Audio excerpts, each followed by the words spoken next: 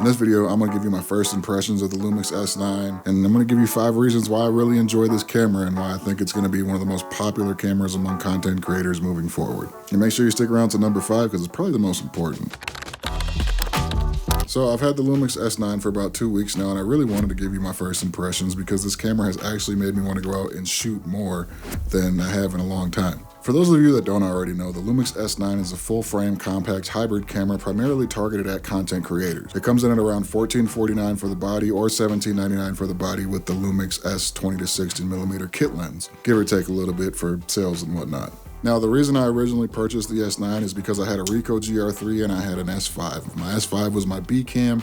It did everything I needed it to do to pair with my S5 II, and the Ricoh was my everyday travel camera, put it in my bag, put it in my pocket, go and do whatever. Now, my brain brought me to the conclusion that I could grab the S9 and replace both of those cameras and still have some of the pocketability or small travel size as the GR3 while having better video settings than the S5 did and better autofocus and all of those things. And it really allows me to have a video camera with me at all times because if you know anything about the GR3's video, it's not that good. So being able to have that smaller form factor for video purposes is really nice. Now, will I regret selling my GR3? I might, I don't know. It's a great little camera, but so far this S9 has really impressed me and it's really been a fun camera to own. First things first, let's start off with the size of the camera because this little compact camera is pretty much everything my S5 II is, but at a significantly smaller size. Overall, the S9 is a 64% smaller body volume compared to the S5 II, and it comes in at 254 grams lighter. And mind you that this camera has the same 6K sensor as an S5 II. Now, I will say, make sure you get you one of these grips. This is the small rig grip for this camera. It's pretty essential when you got bigger hands. If you look here, you can kind of see that like it's not really grippy for a lot of people here. So yeah, definitely highly recommend getting one of these small rig grips, or Suri makes one too. I think that's how you pronounce it. I'm not sure, but get a grip. Now, the next feature I wanted to highlight in this camera is one of the features that I thought was a little bit gimmicky, I think. At least for me, I thought it was, and then I bought this. This is the Lumix 70-300, and with this lens and this little camera with the Hyperzoom, I can zoom all the way into 936mm and get some crazy shots. Granted, like this setup seems a little bit oblong and it's kind of big on the front end, but it's really not that bad to shoot with, especially when you hold it here. I know they do make a third-party collar for this lens too that makes it so you can have that small collar for better mounting, but I'm not gonna buy it, I don't think so. And this feature even is fun to have when I'm using a wider lens like my 24-70. It gives you that same focus distance, but you get a little bit more digital zoom. So you can make almost any lens into a macro with this feature. But mind you again that if you want to blow these things up, I probably wouldn't do it because you are getting that extra small file size, so just be conscious of that. Do me a favor real quick, grab your camera, go to photo mode, and just look at the back screen. Now go from photo mode to video mode. Now you see these black bars on the screen. This is what happens when most cameras go from photo mode to video mode. They use a 16:9 aspect ratio, which crops off the top and bottom of the sensor. But what 6K OpenGate does is allows you to record the entire area of the sensor like you would for a photo, but for video. So you gain a lot of versatility in post-production because with this extra height in your video clips, it allows you to adjust which part of the video clip you want to use for 16:9, and it really makes it easy to crop in for social media.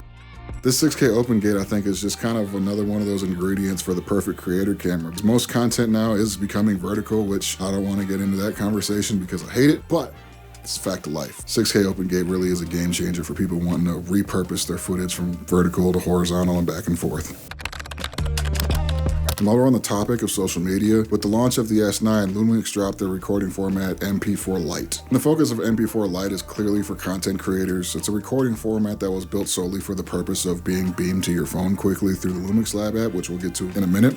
And to put this into perspective, the MOV file format, which is the top file format in this camera, comes in at 200 megabits per second at 6K, where the MP4 comes in at 100 megabits per second at 4K, and the max resolution for MP4 Lite is 3.6K at 50 megabits per second. What this lower bitrate does is it gives you a way smaller file size for fast transfers to your phone, but with everything the camera comes with, it really tries to minimize post-processing. And by what I mean by limited post-processing, it means that they came out with an app that does pretty much all of it for you now.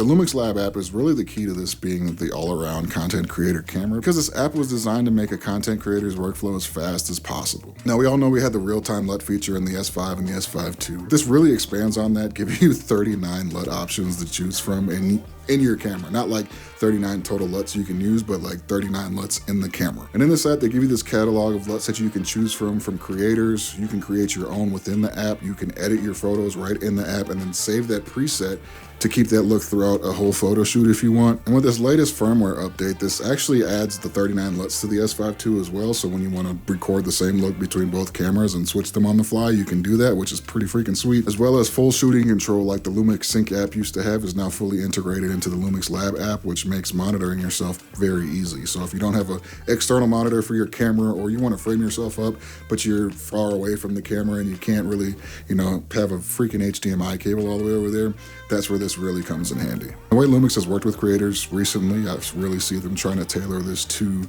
that specific niche. And with the latest update, you can even access everything on the S5 II, which is great if I want to go back and forth from cameras or whatever else. But like I said earlier in this video, I think this is like the one thing that's really going to make this a game changer for content creators over like a professional use camera, because you can just beam it to your phone super quick, post it within a minute, and you're done. Like that's it. You have great color straight out of camera, you send it to the phone and you upload. I mean, how much easier does it get than that for content creators?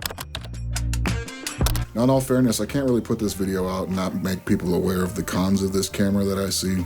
The first one being the lack of an EVF. Now, an EVF really isn't needed per se, but when you're used to shooting through an EVF and looking into the viewfinder to take your photos, it really kind of throws you off when you don't have the ability to do it. And if you're someone like me who wears polarized sunglasses, when you rotate that screen due to the polarization, it just goes black. So if you want to take a portrait photo or video, you have to literally like pull your glasses off and take the video or take the photo and then put the glasses back on, and it's just a hassle. The second con of this, I'm gonna say, is it not having a hot shoe mount. It's got a cold shoe mount, which is nice to have. You can, put your mic receiver or something in there. But the hot shoe mount really could have made a difference for this camera, so you could, put in a microphone receiver that connects straight through the hot shoe and not have to have a cable hanging off, or use this camera with a flash, because without the hot shoe, you're not even able to do that. So if you need to use a flash or you want those kind of features that a hot shoe provides, this wouldn't be the camera for you. Like I said earlier, the grip is pretty essential for this. It really makes it a lot easier to hold the camera, especially if you have bigger hands. I mean, even with the grip, you see I just have a couple fingers on here. It's not that big of a camera to hold. So if you have bigger hands or you don't want to drop this thing, buy the grip. Like I said, this is the small rig version. There's other versions out there, but I've really enjoyed this one so far. So budget that extra 30-40 bucks. Another con a lot of people have is you get a mic jack here, but you don't have a headphone jack. And not having a headphone jack to be able to monitor audio doesn't bug a lot of people. And if you're not using it for, say, professional use or anything like that, it wouldn't personally bother me that much. As long as I can see the audio waveforms, I'm pretty good. But if you need to monitor the audio, I would just suggest spending an extra couple $100, get yourself the S5 II and have you something a little more professional that you can rig out and do those kind of things with. Again, this is more like a B-cam style camera, or strictly, simple content creation, nothing super professional or anything like that. Now, all the features that I've listed of this camera really do kind of make this camera a beast for content creators. I really feel like it's going to be one of those that people choose more just due to the simplicity of it. I think a big selling point is going to be the easy use of this camera, being able to load all those LUTs and bring it from your camera to your phone to online within minutes. It really changes the game for a lot of people that are used to, shooting the video, transferring the files, cutting everything down, and then having to color it and post later on. Like it really breaks down the workflow into something small and manageable for a lot of people. This is the fun camera. This is the content creator's camera. This is the go out and just shoot camera. This camera is perfect for all of those things, and that's why I think it's going to be a popular camera among people who aren't necessarily within the video field. All that to really say, I've really been enjoying this camera, and if you got anything out of this video, please give it a like, hit that subscribe button, and I'll catch you in the next one.